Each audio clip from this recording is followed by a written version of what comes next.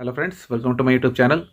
दोस्तों, आज के वीडियो में हम बात करेंगे कॉन्स्टेलिक इंजीनियर्स आईपीओ जो आईपीओ अभी आई है उसके बारे में कि बेसिकली ये कंपनी करती क्या है, कंपनी के फाइनेंशियल्स कैसे हैं और कंपनी के कौन कौन से क्लाइंट्स हैं और इसका क्या ग्रे मार्केट प्रीमियम चल रहा है, किस तरह की इसकी सब्सक्रिप्शन आई है।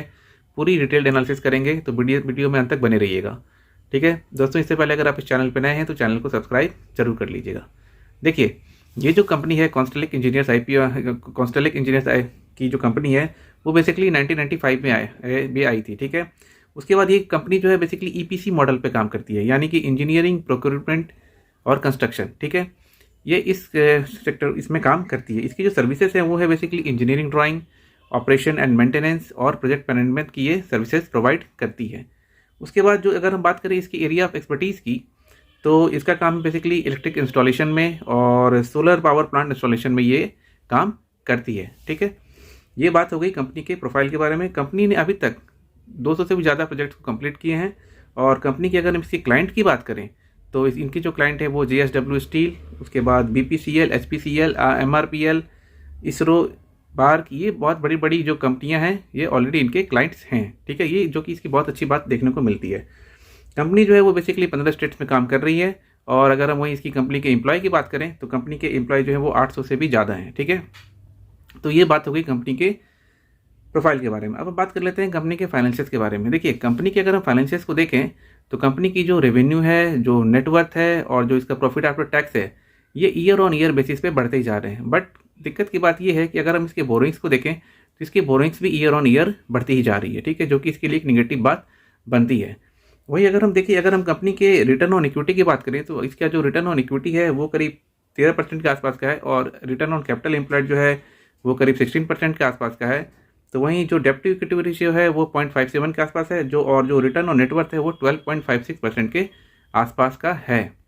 तो सॉरी, रिटर्न ऑन इक्विटी और रिटर्न ऑन कैपिटल एम्प्लॉयड की अगर हम बात करें तो ये अगर ये 20 से ऊपर की रहती तो और थोड़ा अच्छा रहता। ठीक है, अगर हम कंपनी के ऑब्जेक्ट की बात करें तो कंपनी का जो ऑब्जेक्ट है वो बेसिकली वर्किंग कैपिटल रिक्वायरमेंट है और जनरल कॉर्पोरेट पर्पस है।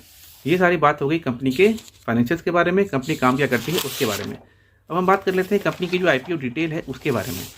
देखिए, कंपनी की जो आईपीओ है वो है बेसिकली 28.70 करोड़ की इनकी आईपीओ है, जो कि पूरा पूरा फ्रेश इशू है। फ्रेश इशू का मतलब वो होता है कि जैसे कि जो भी पैसा है वो पूरा का पूरा कंपनी को जाएगा। ठीक है, वहीं अगर हम बात करें इसकी प्राइस बैंड की तो इसका जो प्राइस बैंड है वो 66 रुपये से लेकर के 70 रुपये पर शेयर रखा गया है। वहीं इसके एक लॉट में 2000 शेयर होंगे। ठीक है, यानी कि अगर आपको रिटेल कैटेगरी में अप्लाई करना है तो आपके पास 1,40,000 रुपये लगेंगे। वहीं अगर आपको HNI कैटेगरी में अप्लाई करना है तो मिनिमम 2,80,000 रुपये लगेंगे।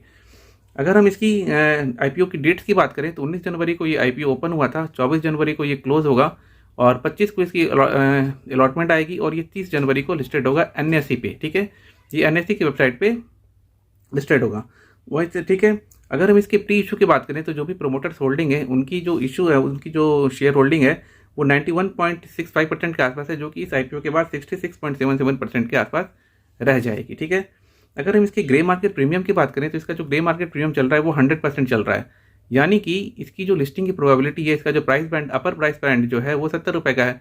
तो 100% की अगर इसकी जीएमपी चल रही है तो इसका मतलब ये है कि वो 140 रुपये के आसपास खुलने की प्रोबेबिलिटी बन रही है आज की डेट में ग्रे मार्केट के प्रीमियम के हिसाब से। ठीक है, देखिए, अब मैं बात कर लेता हूँ पहले इसकी सब्सक्रिप्शन की, उसके बाद हम लास्ट में बात करेंगे इसके कंक्लूजन की। इसका जो सब्सक्रिप्शन है वो आया था QIB कैटेगरी में 7 टाइम्स के आसपास, NI कैटेगरी में आया था 20 टाइम्स के आसपास और जो रिटेल कैटेगरी में आया है वो आया है 41.55 टाइम्स के आसपास।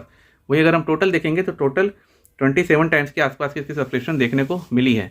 अब देखिए, अब जो हम बात कर लेते हैं इसकी कंक्लूजन की, तो कंक्लूजन जो है वो सिर्फ और सिर्फ एजुकेशन पर्पज़ के लिए, आप जब भी ये आईपीओ अगर सब्सक्राइब करना होगा तो आप अपने फाइनेंशियल एडवाइजर की हेल्प जरूर ले लें।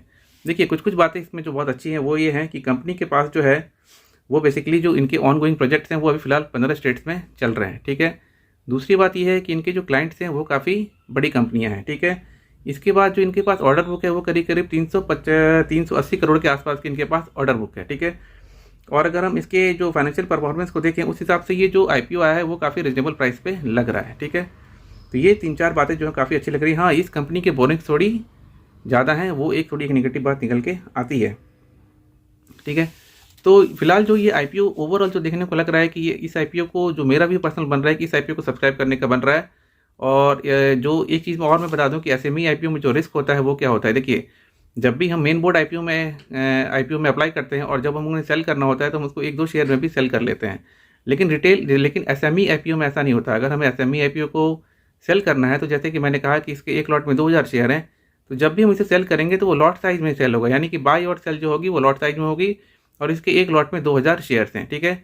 दूसरी बात, कभी कभी एसएमई आईपीओ में बायर्स की अनअवेलेबिलिटी हो जाती है, यानी कि बायर्स कभी कभी आपको नहीं मिलते, तो ये एक रिस्क फैक्टर इसमें निकल के आता है। ठीक है।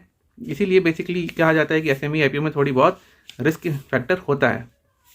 दोस्तों, उम्मीद करता हूँ कि ये वीडियो आपको काफ़ी अच्छा लगा होगा। वीडियो अगर अच्छा लगा होगा तो चैनल को सब्सक्राइब कर लीजिएगा और वीडियो को लाइक और शेयर जरूर कर दीजिएगा। मिलते हैं अगले वीडियो में। Thank you.